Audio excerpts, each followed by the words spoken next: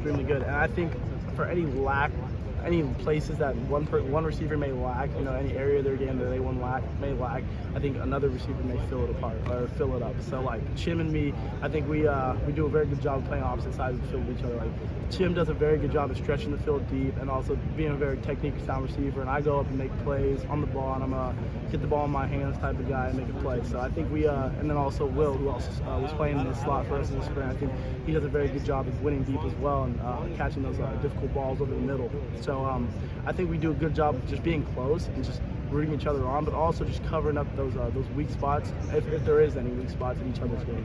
What's the adjustment like going from LA to Wisconsin?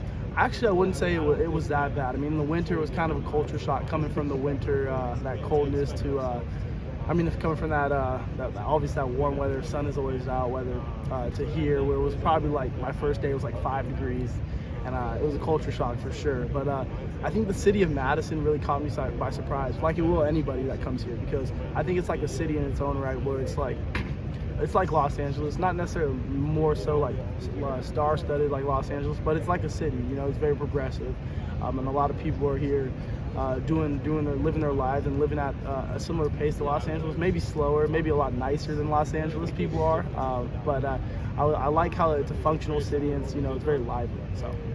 Receivers have that reputation for always wanting to get the ball. How much do you want the ball this season? I want the ball as much as it's going to help us win.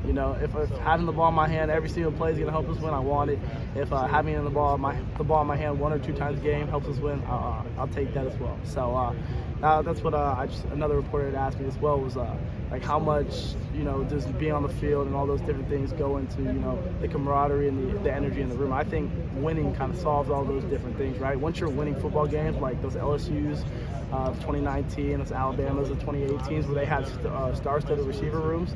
Once you're winning football games and putting up good enough stats, right?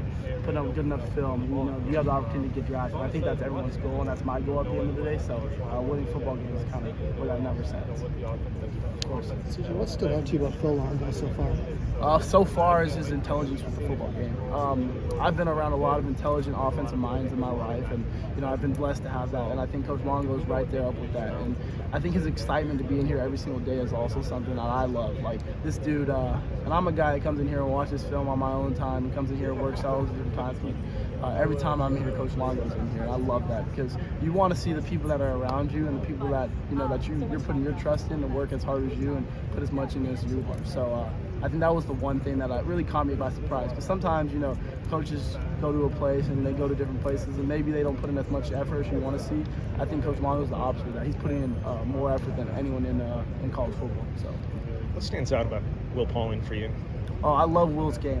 The one thing that stands out about Will for me is that he's just such a player's guy. Like, I think everybody on this team gets along. There's not a single person on this team has anything bad to say about him. But also, I think the devotion to his craft is something that really caught me by surprise.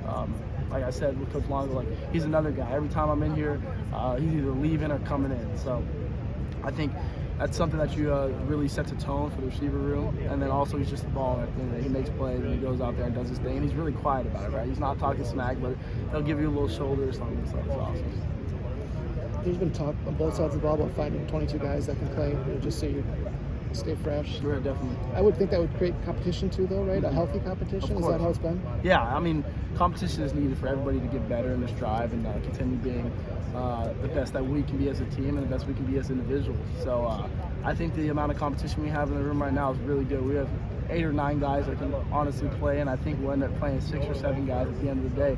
And that's not a bad thing. That's not a horrible thing at all, because number one, we stay fresh, and number two, we have guys that can play.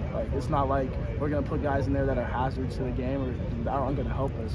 I think every single receiver that we will play and that we have will help us at the end of the day and contribute to the game.